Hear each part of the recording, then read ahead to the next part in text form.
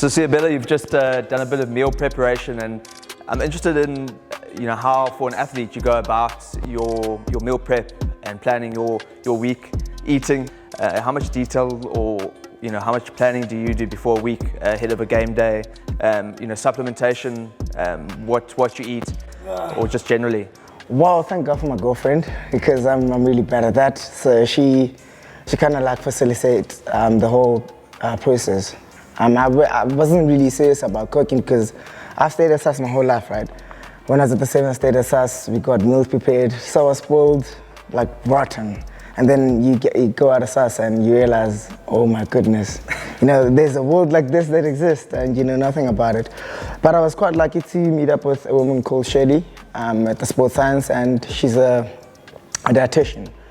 And she gave me all the roundabouts about what should I be eating and how you should eat and stuff like that, because eating is quite important for us.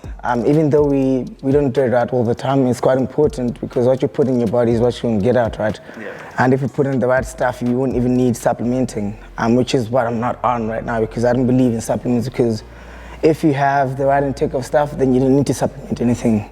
So she gave me like a whole overview of how to eat and what things to eat, and it's not all boring stuff, to be quite honest. You just gotta, as you call it, in black culture we have this thing called 7 colors. That's how we should be eating. The more colors you have on your plate, the more you're eating the right stuff. So healthy is not just steamed or boiled food. Healthy is eating good food at the right amount. Sure. I find it interesting that you say supplements is just not something that works for you. I mean, what do you find then as an alternative brings you the performance you need on the field? I mean, are there certain things that you maybe on the morning of a game or the day before that makes a big difference, or in the week? Well, I'm very controversial in a sense, because I don't, people say, oh, you need to eat 4 hours before a game for you to have the right amount of energy. I don't eat at all. It's crazy. At all on a game day? No, like I eat breakfast and then that's it. And then I'll have like a banana or something, but I avoid eating because I think it comes from the Sevens environment, like they give you food, you get food, you get players' lounges or whatever, everything. You have a very cool setup of anything and everything you can eat in life.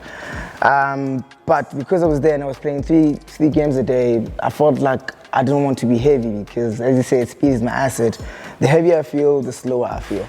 I want to be feeling light and very like on my feet the whole time, and I want to be feeling fast the whole time. So I reckon like when I found out when I'm not eating, I did pretty well. And I felt light. And my biggest thing, I think, which is quite an advantage, I didn't get hungry at all. I just had a lot of fluids just to keep the body going, but I didn't get hungry at all. I actually didn't want to hear nutritionists or dietitians. After this comes out, they're going to be on my head, but that's just me, and we're all different, right? Yeah, sure. And then, kind of related to that, I mean, we were chatting, off air about your product or your wine product, and I know a lot of rugby players have other interests outside of the game. And for you, I mean, Glory being a wine that you've been very closely involved with. Tell me about the wine product, your involvement, the thought behind it, and just your theme and kind of the message you want to put out there. So Glory comes from an initial thought of me creating like a moment for my Sevens career, and I had that thought and I wanted to create something tangible, but I didn't want to write a book, the conventional way. As I think I'm too otherwise, if you may say. Probably too young. Yeah, I do my own thing. When I do my own thing, I just try to express myself differently and just do me. So I thought about this thing. I wanted to create a moment, something tangible, and something that I enjoy. So I had a long thought about it. I was like, what do I enjoy doing? What can I create that's tangible for other people to also enjoy? And one came about. That was my initial thought. It's like, oh, instead of writing a book, I can put out a wine. And I guess I was influenced by Stellenbosch. On my stay there it was kind of like a big influence. That's why I like wine so much. And wine was a subject. So I was like, okay, since I have this thing, where can I go to kind of like produce it? And I met this woman called Savannah, Savannah Bottega. She's part of the Bottega family running the EDM wines right now. And I ran the idea by her and she was very keen.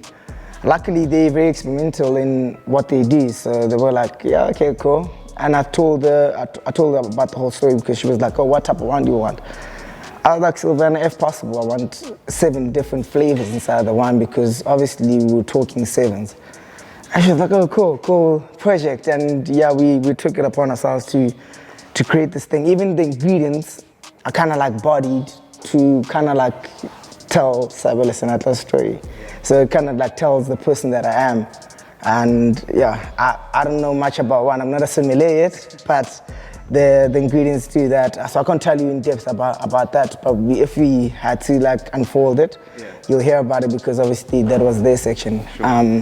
And the name Glory, I chose that name because a lot of people were saying like, and I think for myself, like my citizens career has really been good. I've really done well for myself there. But I don't wanna, like a lot of people don't know this, and a lot of people have asked me like, why Glory? It's a nice name, yeah? Sounds great, whatever. But some people kind of like perceive it to me, you know, trying to bring the glory upon myself, which is not the case. Because I'm a man of faith, I think a lot of people have noticed that, like when I score a try, I put a cross sometimes. I'm a man of faith, and everything that I do is for His glory. So that's a deeper meaning to it all, and that's why I did that. And that's why we named it Glory. Like it all just came to me like in a live pop moments, like live pop. Yeah, it just all came like that. But that's the reason for the name Glory, and that's kind of like part of the reason. It's like a short version of the one and how it was created and what is the idea, yeah.